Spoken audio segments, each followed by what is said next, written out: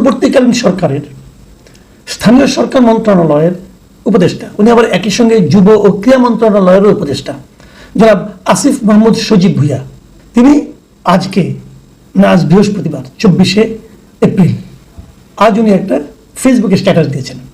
সেই স্ট্যাটাসটা দিয়েছেন যে গতকাল, এটা আমিও পেয়েছিলাম, অনেকেই পেয়েছেন, গতকাল আমরা জেনেছি যে ওনার পিতা একটা এলজিআরডি একটা ঠিকাদারি লাইসেন্স দিয়েছিলেন।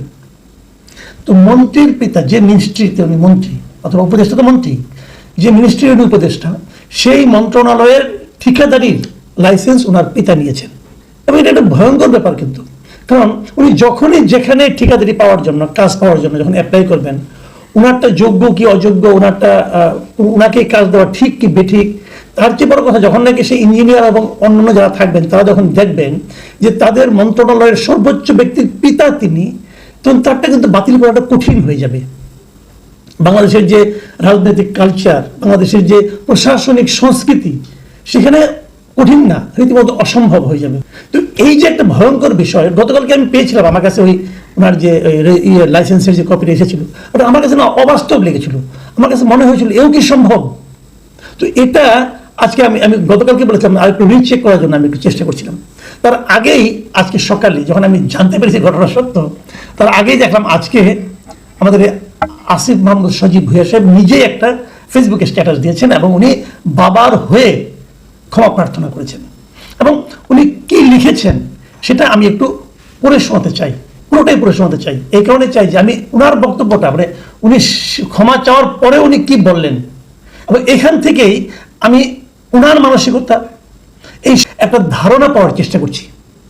আমি চেষ্টা করছি, কাউকে দেওয়ার চেষ্টা করছি না।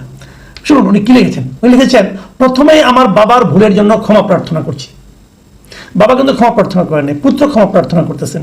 ওকে, তারপর শুনুন, গতকাল রাত 9টার দিকে একজন সাংবাদিক কল দিয়ে আমার বাবার নামে ইস্যুকৃত ঠিকাদারি লাইসেন্সের বিষয়ে জানতে চাইলেন।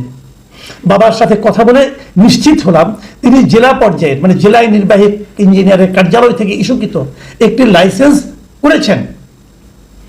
বিষয়টি উক্ত সাংবাদিককে নিশ্চিত করলাম। তিনি পোস্ট করলেন, নিউজও হলো গণমাধ্যমে, নানা আলোচনা সমালোচনা হচ্ছে, তাই ব্যাখ্যা দেওয়ার প্রয়োজন বোধ করলাম। ঘটনাটা মোটামুটি বোঝা গেল, কিন্তু উনি ব্যাখ্যা দিচ্ছেন কেন? উনি ব্যাখ্যা দিচ্ছেন যেহেতু এটা নিয়ে নানা আলোচনা সমালোচনা হচ্ছে, আলোচনা সব বেঠিক ছিল, এটা নিয়ে ওনার কোনো বক্তব্য নাই। উনি ব্যাখ্যা দিচ্ছেন যেহেতু এটা নিয়ে আলোচনা সমালোচনা হচ্ছে। যদি আলোচনা সমালোচনা না হতো তাহলে উনি ব্যাখ্যা দিতেন না। উনি কি অ্যাকশন নিয়েছেন দেখুন। যার কাছ থেকে লাইসেন্সটি পেয়েছেন, যে প্রকৌশলী কাছ থেকে পেয়েছেন, সেই নির্বাহী ইঞ্জিনিয়ার যিনি আছেন, উনি কি জানতেন না এই লোকের পুত্র ওনাদের মন্ত্রী? ওনার কিন্তু উচিত ছিল তখনই তার মন্ত্রীকে ইনফর্ম করা। আমার ধারণা করেছেন, পুত্র বলেছেন দিয়ে দেন, বাবা চাইছে, নিশ্চয়ই আমাদের কোনো ধান্দা ছিল। অথবা যদি নাও দিয়ে থাকেন তাহলে ওনাকে কিন্তু মতো অত প্রাজ্ঞ নন, অত জ্ঞানী নন, অনেকে অনেকভাবে লোভের কারণে প্রভাবিত হতে পারেন।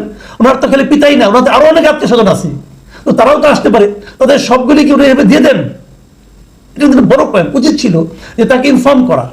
এবং আমি যতটুকু জানি ওখানকার অনেক ইঞ্জিনিয়ার, কুমিল্লা মুরাদনগরের অনেক ইঞ্জিনিয়ারই কিন্তু এই সজীব ভুঁইয়া সাহেব নিজের লোকদেরকে ওখানে বসিয়ে দেন। নিজের লোক যেমন ওনার পিএসএর এলাকার লোক বসানো হয়েছে।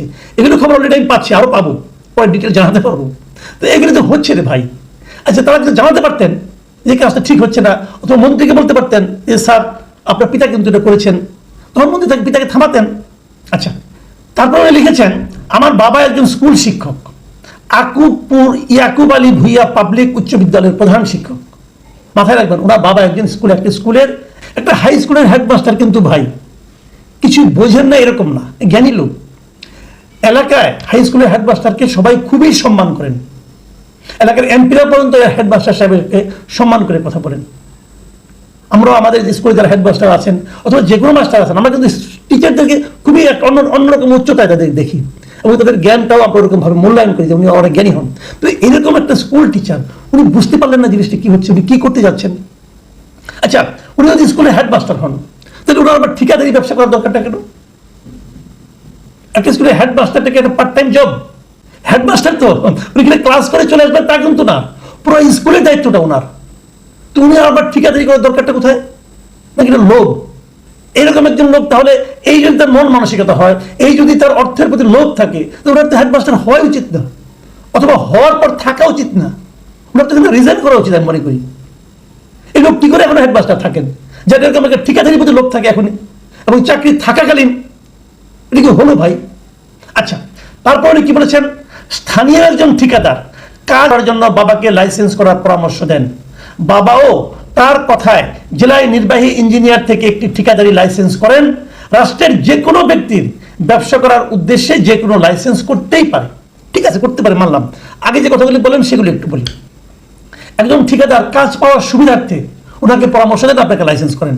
তো কাজ পাওয়ার সুবিধার্থে মানে নাকি ওই ঠিকাদার কাজ পাবেন ওনার বাবাকে নাম ব্যবহার করে, বাবা মানে মন্ত্রীর নামকে ব্যবহার করে ওই ঠিকাদার কাজ বাগাবেন। বিনিময়ে ওই স্কুল টিচার কি পাবেন? উনিই পাবেন, নাকি ওনার মাধ্যমে আসিফ মাহমুদ সাহেব পাবেন? বিষয়টা কিন্তু মানে জটিল হয়ে যাচ্ছে, বোঝার চেষ্টা করেন। একজন বয়স্ক মানুষ, ওনাকে, এবং স্কুলের হেডমাস্টার, ওনাকে একজন ঠিকাদার বললো যে চাচা আপনি যদি লাইসেন্সটা করেন তাহলে আমি কাজ পাই। তো উনি লাইসেন্স